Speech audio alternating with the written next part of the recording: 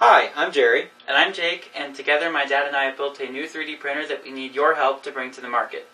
About a year ago we got into 3D printing. We ordered our first 3D printer. We were very excited to get it. Got here, got it hooked up, and soon realized that 3D printing is a lot more complex than we had ever imagined that it could be. Over the past year we've learned a lot about 3D printing. And the more we learned, the more we realized, there's just got to be a better way of doing this. And so we've put together some really great software and what we feel like is a really, really great printer. And we're ready to bring it to the marketplace. So one of the things that we do differently in our software is make it really easy for you to keep track of all the things that you like to print. So if you print something like this, for example, this printer consists of over 60 parts, which makes it really difficult to keep track of all the different files needed to actually print this printer. So we built a library system that consists of parts, assemblies, and projects. This allows you to really easily maintain the library of stuff that you like to print. We also added a queuing feature. All printers basically that we've been used to for the last 20 years use a print queue, and this software allows you to queue up parts, have a list of parts that you're printing. You can prioritize the parts, move them around, put them on hold, change the number of copies you want of the parts. Now it doesn't automatically create a factory for you that kicks the parts off one by one, but at least it helps you keep your files organized, keeps you on track with what you've printed and what's ready to print and what's coming up. Another problem that we've experienced with the 3D printing is failed prints. You get a print that's 6, 7, 8 hours in, whatever, and for some reason you have a filament misfeed, some sort of a failure. Up until now it's been very difficult to recover from that.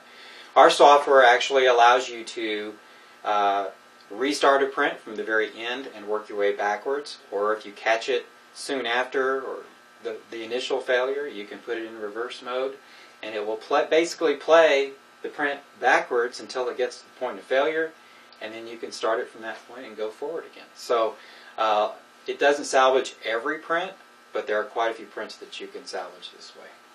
Yep. So to talk a little bit about the hardware that we're doing, there are a few cool new things that we're going to be doing with our printer. The biggest thing is the Z-axis, which is the axis that moves up and down as you print. Most printers will use a screw type of mechanism for the Z-axis, but this can cause imperfections in the vertical lines of your print. It can cause it to kind of wobble up since screws are not perfectly circular.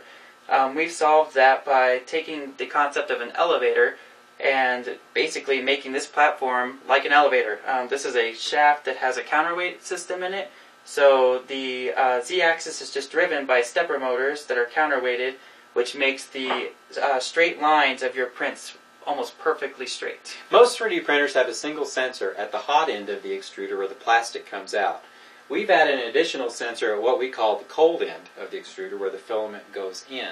And basically we monitor that temperature, and when it gets warm enough to where the plastic going into the extruder may soften and cause a jam, we basically turn on a fan and cool that back down, which prevents that from happening. This has dramatically improved the reliability of the feed of filament into the extruder. We're here on Kickstarter to ask for $25,000 in order to build more of these 3D printers. Now, in case you haven't noticed, virtually every part on this printer is 3D printed. The only things that are not are obviously the aluminum frames and then the plastic wire conduits. As a result, we need a lot of 3D printer capacity in order to build these printers. In exchange for this $25,000, we've got some great incentives. The printer itself is up for grabs. We are also going to have a limited Kickstarter edition printer, which all the plastic parts will be green on, and we'll use a special black anodized aluminum for the frame. We also have, for the more budget-friendly, some little gizmos. We're calling these gizmos. They come in 4 different sizes, and they range from $10 to $100 depending on size and complexity. And we're also going to be adding more rewards as we find them on Thingiverse, so be sure to check back with the updates to get the latest list of what we have to offer. We also are going to have several videos on the site that cover in more detail the various features of the printer.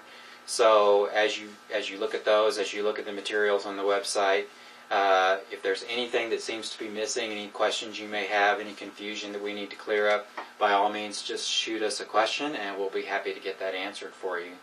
Other than that, we really appreciate you taking the time to watch this video. We're very excited about our printer. We're very excited about our software.